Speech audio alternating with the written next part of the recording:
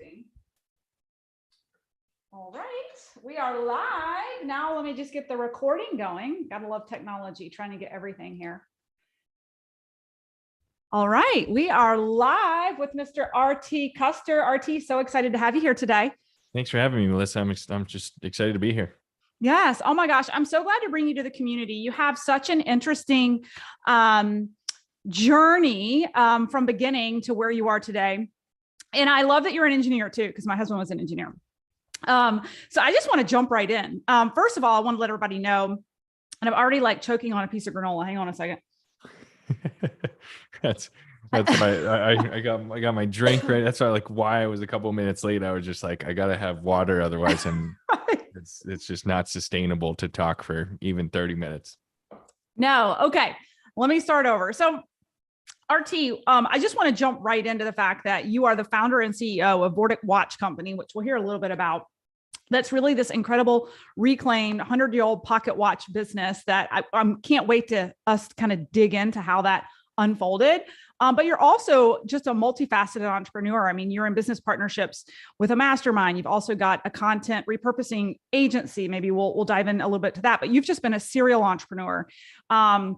And at many different aspects. And I want to go all the way back to the backstory. So I was doing a little bit of research on you because I thought, gosh, I mean, you came right out of the gate from college, like very entrepreneurial, like in college, right? And that the question I always is posed, like, where did you get that from? How were you raised? What were you exposed to that gave you that mindset? And I saw that you were raised on a Christmas tree farm.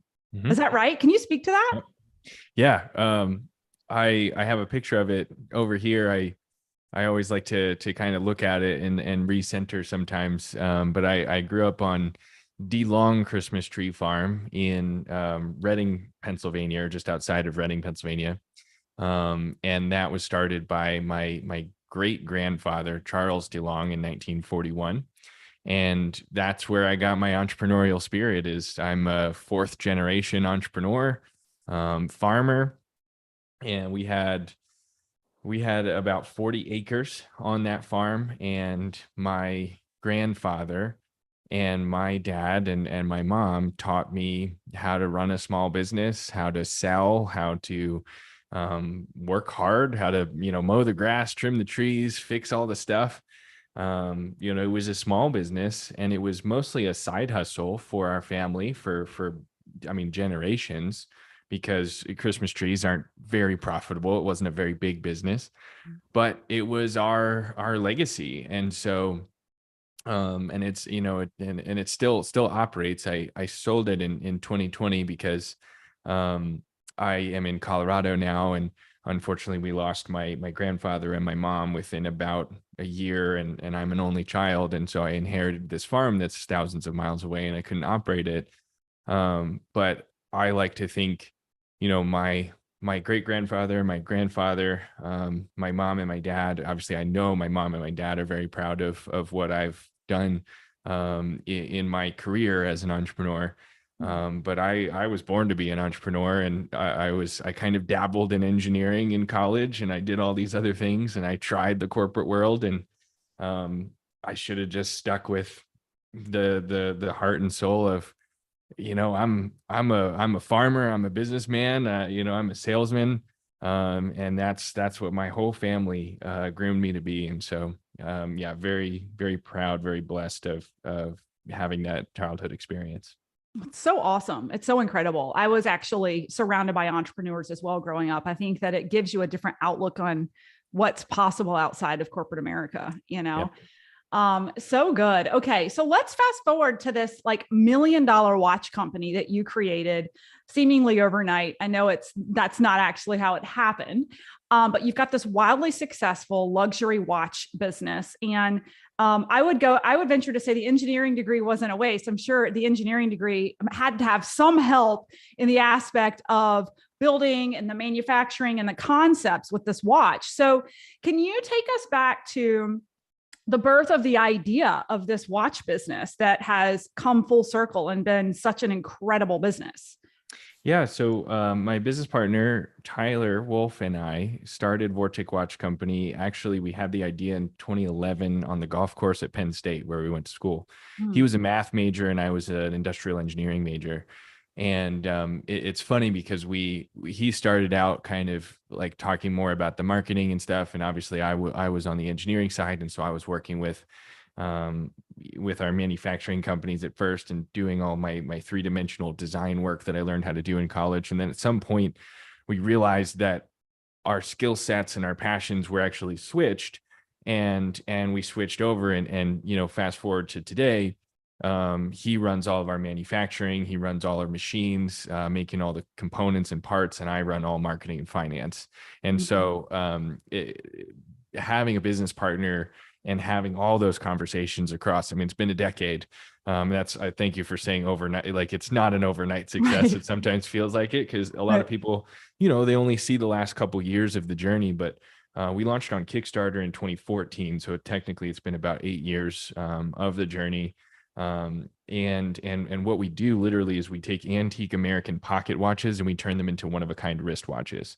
So they are bigger watches, but everything inside the watch is 100 years old. It's a piece of American history that we preserve and put on your wrist.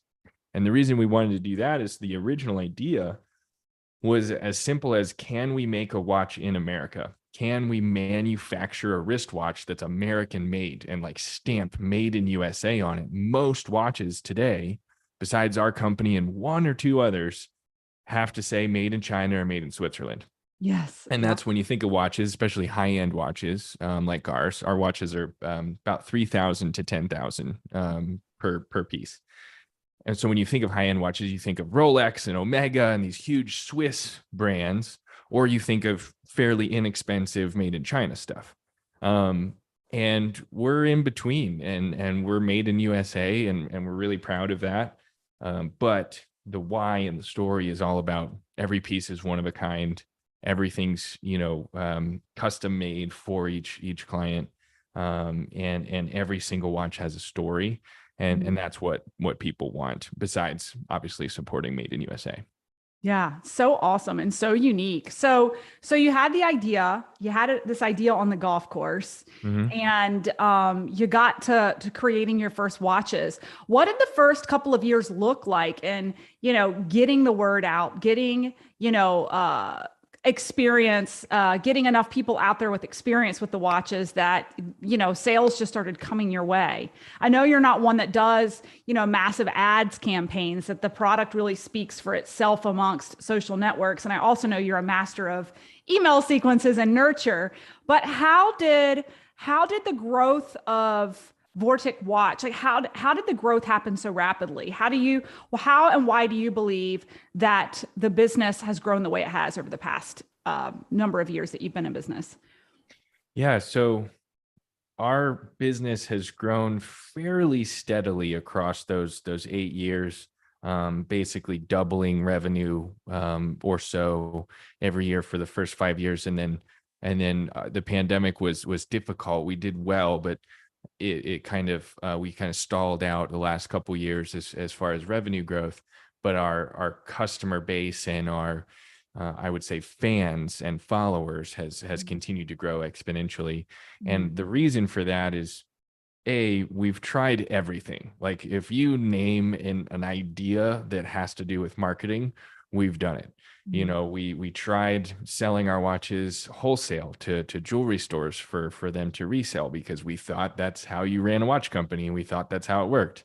We did that for a few years, realized that's not very profitable, and most of our customers want to speak to us as the owners and the founders, and so direct to consumer was better. And so in 2020 especially, we just pivoted back to direct to consumer, Mm. and that worked really well. We tried advertising in major newspapers and magazines because, again, Rolex and Omega, these huge companies, they put full page ads in these beautiful magazines. And we were like, okay, maybe that's how we get customers.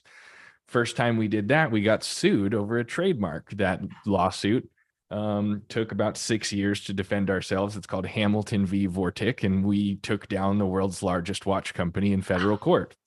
I love So that. that really stalled us out for for a little while. Yeah. So I had to learn everything there is to know about trademarks, unfortunately. Mm. And Tyler, was just making watches that whole time. I was like, don't stop making watches. We're going to sell them. And so because we were in that huge lawsuit, because we tried all these different things, marketing, obviously Facebook ads. Like I ran our own Facebook ads for a while. I worked with like 5 different agencies and they all sucked. And so I was just like, I was trying all these things. Um, we've tried PR with several different companies. We're trying again now. We have a new PR company that's pitching us now. I'm trying LinkedIn stuff with you. Right now, my focus is growing personal brand. That's a new thing. It's like, how do you grow a personal brand and bring it into the consumer product business? It's there's, I mean, obviously certain things worked better than others, but the core of it all, after trying literally everything that you could read about in any marketing book or any business book, the core of it all is to create raving fans. I call them, there's a book called Super Fans by Pat Flynn. I'm sorry, Pat Flynn. And that book and the kind of context that he shares in that book, and then everything that goes into building a story brand by Don Miller, and then start with why. I would say if I could do it all again, I would read those 3 books, Building a Story Brand, Start with Why, and Super Fans. And then I would just focus on building my fan base, my followers, and not just customers, not just paying customers, but customers that talk about you and share about you all the time. Because that's really the key to our recent success. Is most of our customers, at least 50% of our customers, purchase a second watch within 12 months of purchasing their first. And these are not inexpensive. And so we have people that just love Vortic Watch Company. They talk about us all the time. They share about us all the time, even people that aren't customers. And it's because that's what we're focused on, is just delivering an insanely high quality product for a good value, and not just the product, but the whole experience behind it. And there's a lot that goes into that and lots of different facets of it. But when we realized that it's the customer and turning that customer into a fan, that's the most important thing. Everything we do now, we focus on that. Like, how do we get not just a sale, but a lifelong friend out of this person that purchased a watch? It's so good. It makes me think about, RT and I are in the same mastermind together, and we toured Disney World the other day. And one of the exercises was kind of observing how Disney World runs their business, or is it Disneyland? I always get them confused. Disneyland is where we went, but yep. But I love what you said about like 50% of your customers are returning customers, right? Like, and one of the exercises that we did with the mastermind was like, once we have our audience, our customers, like it's much easier to then sell them something again inside the amusement park than it is to go out and find new customers. So I love that you say that, RT. It makes me think about our dog. Just follow me on this for just a second, but we have this ridiculously expensive dog. Like I would never publicly tell anyone how much we actually paid for this dog, but it was exactly what we wanted.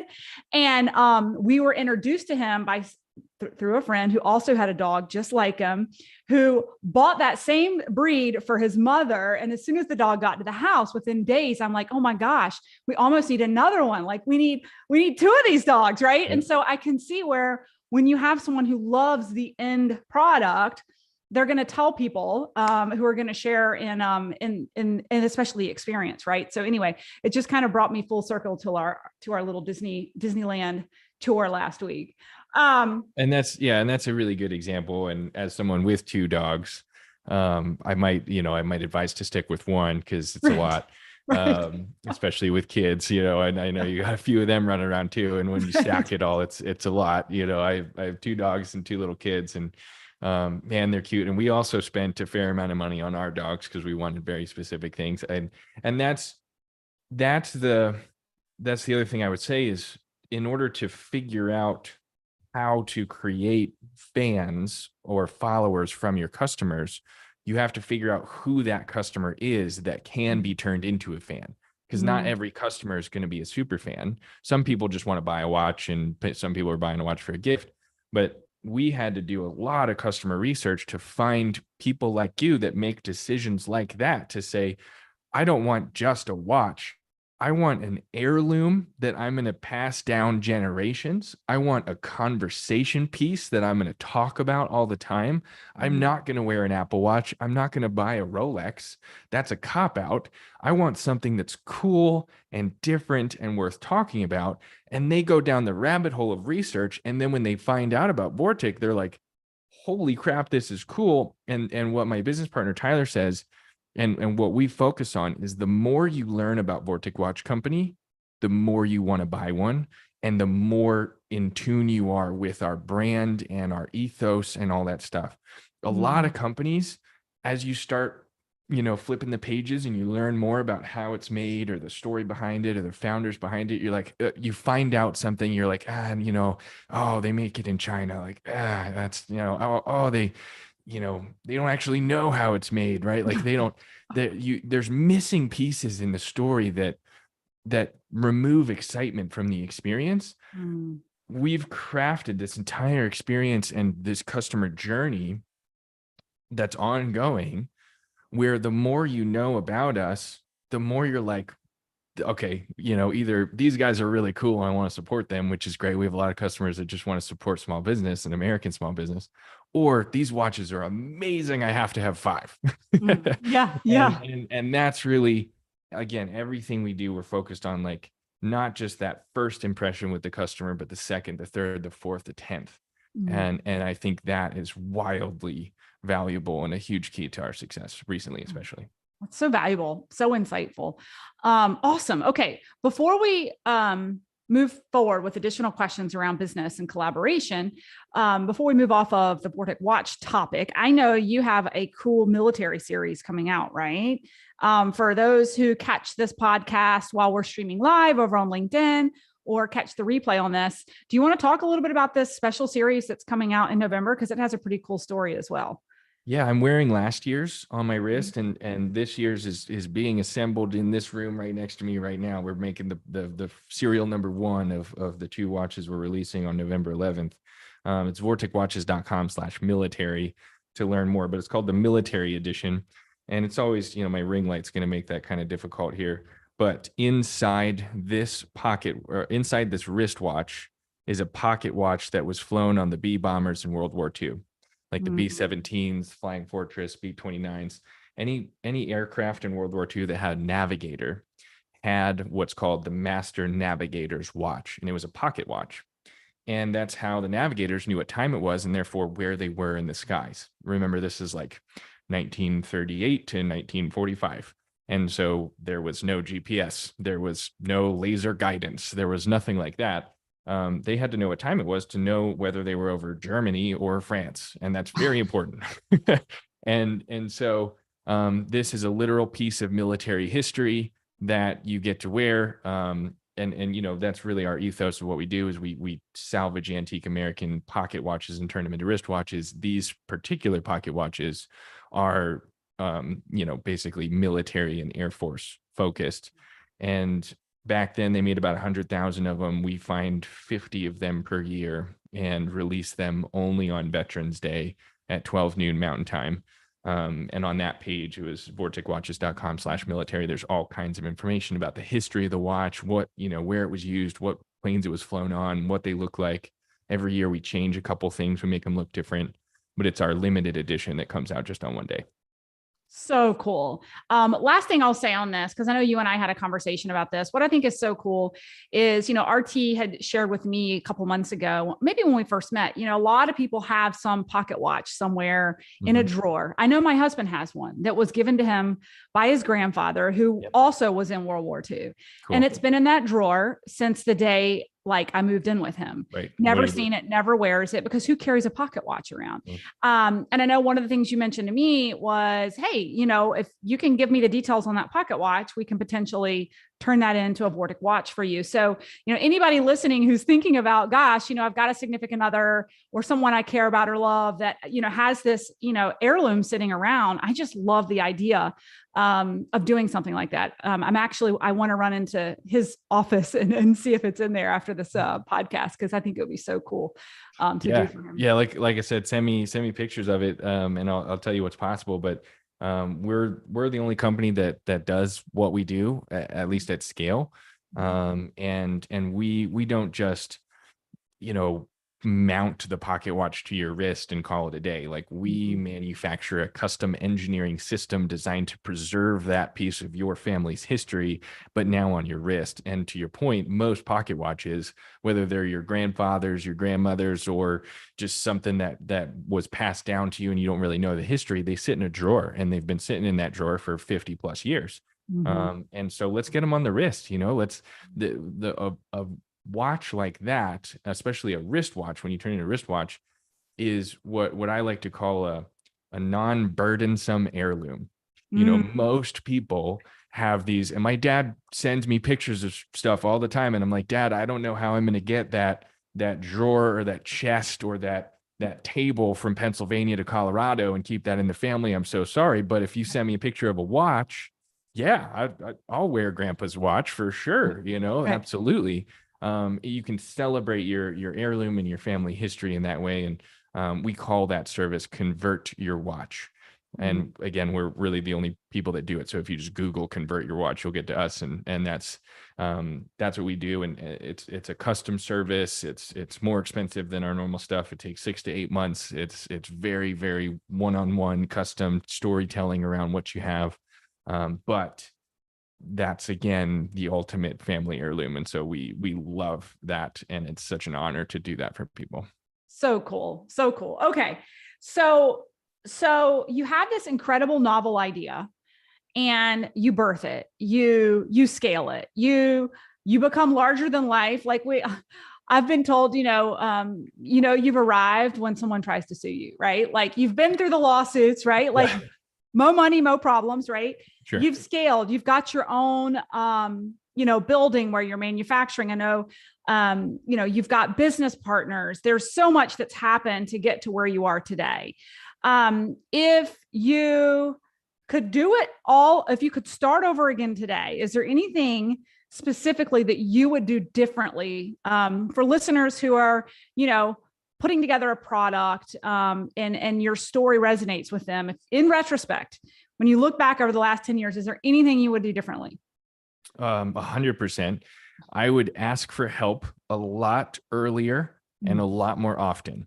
I am one of those typical men who like to just try things and do things. And then, after spending 30 minutes of trying to figure out how to mount this thing on the wall or build this piece of IKEA furniture, then I go looking for the directions, instructions, Google it, and figure out how to actually do it. Right.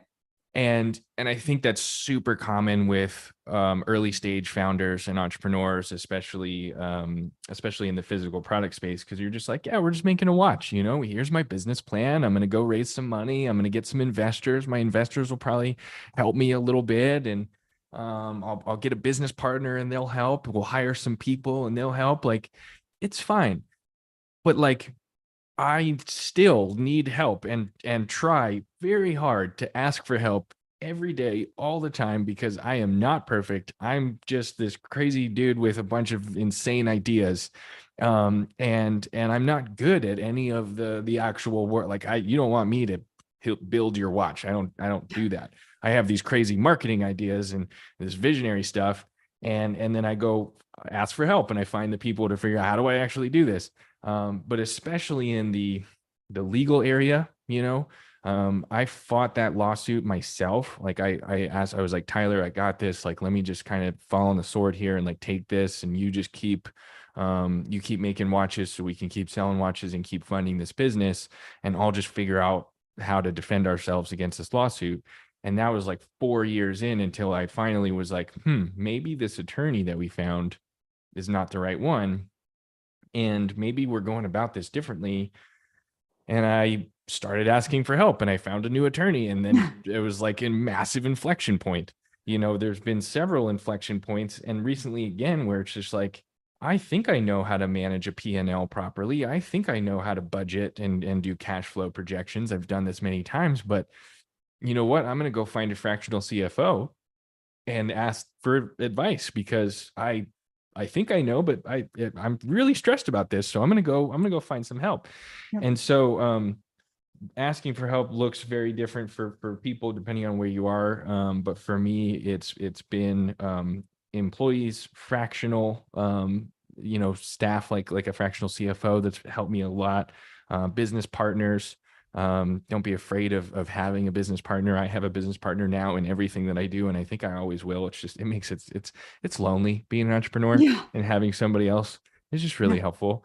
And then coaches and masterminds. I mean, we're in the mastermind together. We run Fast Foundations Mastermind, me and Jim. I can't talk about how awesome masterminds are and have been for me enough, like life-changing. That and coaches. I've had several coaches, especially recently, that, just the perspective, an outside perspective of just like, have you thought about this? And I'm just like, no, that's a really good idea.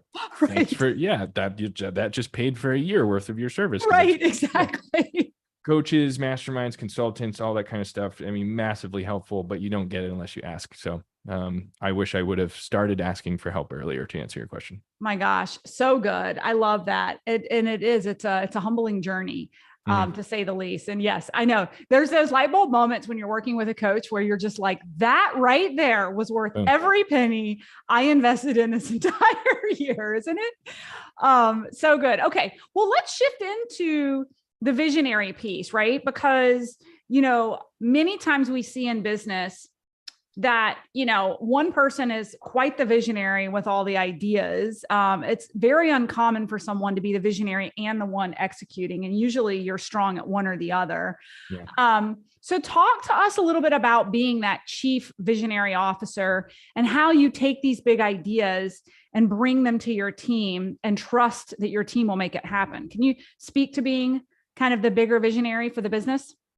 Yeah, it's very difficult. Most people, as a visionary, most people think I'm crazy all the time, because they're just like, either I'll be having a conversation and then I'll have an idea and then I'll just get stuck on that idea and I'm lost in that idea for a while and I have to have somebody like bring me back. Yeah. Um, or they'll be like, you already have 3 businesses. Do you really need another one? And I'm like, no, but like, what do I do with this idea? Like somebody Right. has to do this. Like, I think I might do it. I still, and I think it'll be a forever thing for me. I have a list in my phone of other businesses that I will probably start someday, or sell the ideas to somebody else. And I think the hardest part of that is learning that about yourself Mm. and the inner work that's around that. And that's been my journey for the last couple years, is when people think I'm crazy, or when people don't understand how my brain works and why I think differently and why I have to have multiple businesses, or I feel like I do. Um, it's okay. Like, it literally, like, I have to tell myself on a daily basis that it's okay. And someone in our mastermind, one of the speakers last week, I think it was Chris's business partner, Matt, he said, not everyone can come with you. And that hit me like a ton of bricks, because I was just like, shit, like that's it. Yes. There are humans, and whether you're a visionary, an integrator, just you're a CEO of a big company, you are the 5 people that you surround yourself with. That's 100% true. And so I have to surround myself with people that build me up, that support me, that understand me, or at least will have the patience to understand me. Like my business partner, Tyler, like my business partner in our agency and Fast Foundations Mastermind, Jim Carter. We are complementary in that way. And if you have a business partner that's also has visionary tendencies and those things like that, then your first employee needs to be an integrator or an operator. There's the best book about all this is Traction. Yes. Amazing, eye-opening. It's like, wow, okay, why but the point I'm trying to make is the hardest part of it is being okay with who you are, learning as much as you can about who you are and how your brain works. And then the hardest part for me is getting the information from here and having it come out in a way that doesn't freak people out. Right. And that's a journey in itself. And that's why you surround yourself with people that get it, that get you, or that are okay with it. And I said it to somebody yesterday. I forget what we were talking about, but I was just like, at this point in my life, I spend a lot of time protecting other people that work from me. Like I am literally protecting them from the shit that I do and say. And I used to not do that. I would just like, the guys at Vortic, they would call me like, they would call it a hurricane. Like when I would come back from a mastermind or out of a meeting or from a trip, like I do all these trade shows and stuff where we sell watches in person. I'd come back with like 50 ideas and I'd sit down with all of them, everybody that works for the whole company, and be like, all right, so like, what if we did this? What if we did that? And it freaks people out because they're just like, okay, but I'm doing this today and you want me to do this? Like, how? That's not what they were hired to do, is help me figure out how to get from A to B. Right. My business partners, my coaches, my mastermind friends like you, I've learned to kind of like, when I leave stuff like that and I have all these crazy ideas, I write them down. I think about them for a couple of days, make sure that's the right thing, just with me. And then I tell one person at a time. I start with my business partners, and then I start with like our COO or our integrator or something like that, and be like, all right, crazy idea time. Hear me out. Here's what I'm thinking. And then if they think it's a good idea or they don't totally shut it down, then we're like, all right, let's schedule a meeting. Let's plan it out. Let's figure out how we would actually do this. Cool idea, but like, holy shit, this is different. Right. How do we figure that out? And then once it's totally planned out and there's no variables left, then you present it to the people that actually do the work. Right. And if I told you it took me 6 or 8 years to learn that, that would be accurate. Like you have to fail. All of this is from me doing all of that stuff and messing a whole bunch of stuff up and distracting people. And I mean, I've lost some really good team members and people that work for me because it was just a huge disconnect, and they were just like, this dude's crazy. And so now that I've learned all of that through the hard way, I protect those around me from what happens in here. Yep. And I also am okay with what happens in here, mentally, emotionally, physically. That's okay. I am who I am. And if you don't accept me, then you don't get to be in my inner circle. And that's also okay. Yep. So I have no idea if I answered your question, but that's again, how a visionary's brain works. No, it's so good. And it's so funny because I'm the same way. Like when I came back from Chris's mastermind earlier this year, I came home with 12 ideas to execute on immediately. Yep. And the team was just spinning lots and lots of plates. So I totally hear you on that. So a follow-up question to this, because I'm the same. Like I've got a million ideas and a million things that we could do. And even my integrator and operator is a visionary too. Like she'll run with just about anything and come with a lot of ideas too. So the challenge always is, how do you assess like bandwidth for your team? Like I know that you took on the mastermind this year, right? And you also are in partnership with the agency. And I know for me, I see lots of opportunities and I see places we could develop more offers and things that we can do in our business, but it's always at a cost energetically with my team. That if we're going to be doing this, it's going to pull from that. Do you have any kind of general formula or process you go through to help you come up with those decisions? And have you experienced that pull before? Like when you picked up, for instance, the mastermind, did you feel the pull from your team of having to manage more than they're used to? I mean, can you speak to that? Yeah. When we bought Fast Foundations Mastermind, it was absolute chaos and total travesty of like our team was just like, wait, so you hired us to run this advertising agency and help you build this agency, and that's all going pretty well. But we're still trying to figure that out. And now you're like, you just bought this company and now we have to run that too. And I was like, yeah, it's gonna be awesome. That's yeah. So to answer your question, a lot of people, and this is why I can't ever work for anyone else anymore, and I can never work in corporate again. Most people in corporate and big companies, they make a big decision. They're like, we're going to do this new thing. We're going to merge with this company or buy this company, whatever. And then they bring outside consultants in.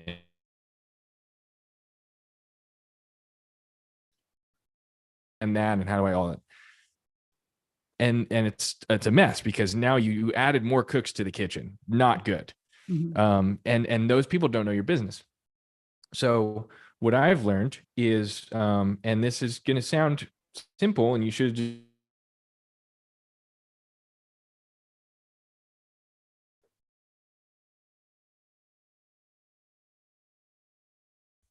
and then you stop talking and you listen to what they say and you take notes. And these people that have worked, especially people that have worked with you for 2 years, and like I said, like they're the people that they understand how your brain works and they're okay with it. And they're like, okay, RT's, on a tangent now. Let's listen in.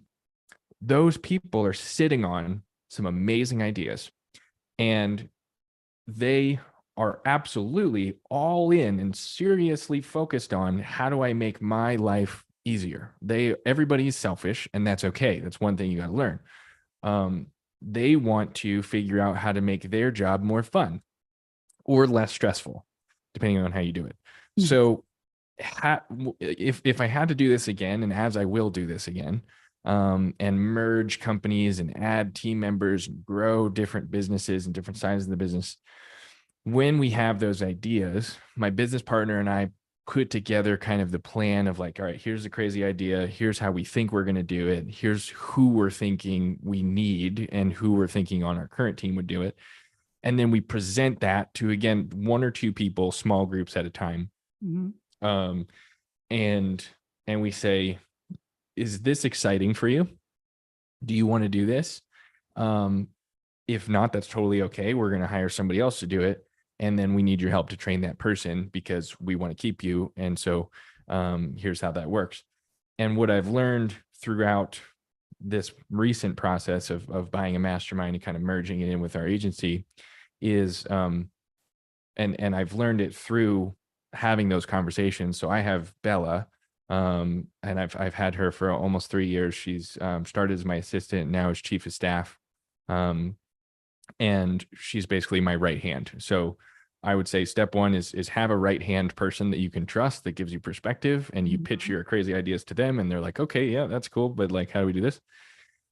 Work through it with one person at a time, build the plan, and then, present it to the team once it's already planned out, and then kind of do it in stages where you present little parts of it and say, here's what we're going to do. Here's how that's going to work. Here's who I'm thinking is going to do it.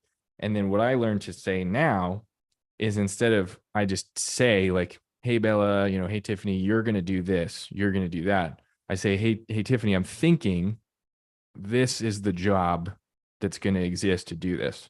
And I think you might be the best person for that role. What do you think? Is that fun for you? And that's, I use the word fun and joy a lot. If this is not going to be fun for you, if this is not going to bring you joy, then tell me right now, because this is your next 6 months. Right. And then you have to be ready for them to say, no, that's really the hard part. Right. Right. But then that they're either energetically aligned or not. And at the 100%. End of the day, if they're not energetically aligned, it's going to backfire on you anyway. Right? And it's either not the right idea. And so they're not aligned, and that's okay.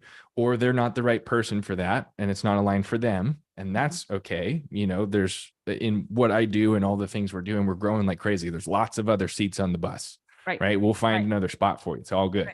Right. And I know so many entrepreneurs like yourself that I can be like, hey, maybe I'm not the right person to work for. Let me introduce you to 5 other people that I think you crush it for. That's also really, really cool. I've found people some really cool jobs that they weren't right for my bus, but everybody else has a bus. That's right. So that's been really cool. And then, the biggest thing that I've learned through trials and tribulations is really that, like, none of this makes sense without a big vision. So back to like understanding who you are. Every business needs a visionary. Every business, every idea needs a giant, they call it a big, hairy, audacious goal, right? For instance, Elon wants to go to Mars. Right now, they're putting rockets into space and satellites, and they're building cars and all that stuff. But everyone that works for SpaceX is like, this is all cool, but we're going to Mars, right? So you have to ask yourself, and you have to educate the team that works for you, what is your Mars? For Vortic, we want to be America's watch company. When you think of an American watch company, you think of Vortic. I want to be a household name. We are the American watch company. That's the big, audacious goal. Like that's huge. That's where we're headed. And every day we take one step closer to that, and everyone that works here knows that. And they put that into the passion of that every day, what they do.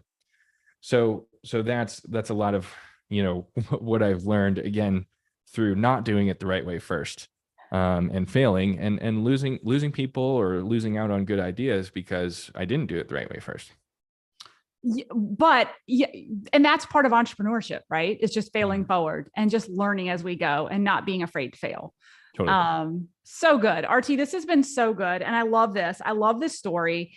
As we're wrapping up, I love asking, like, what are some of the most impactful books you've read to date that have impacted you as an entrepreneur? Because we're constantly collecting our book list. Totally. Yeah. So the ones I mentioned earlier, just for the good of the listeners, building a story brand. Building a story brand is probably where I'd start if you're just getting into marketing and you want to learn marketing in general. When Tyler and I read that book, Building a Story Brand by Don Miller, when we read that book, we changed everything about vorticwatches.com. Like, our whole website changed. We, at the same time, we read Start With Why, which is another one. Simon Sinek is that book. When you pair those 2 books together, it's life-changing. And if you look at Vortic, we haven't changed the site since then. If you look at the homepage of vorticwatches.com and you scroll down, it literally says, in like verbatim, it says who we are, what we do, how to buy it. Because most people, they're trying too hard with all this marketing, and it's just like, hey, I'm on your website, I want to see pictures of watches and I want to buy something. So here's who we are, here's what we do, and here's how to buy it.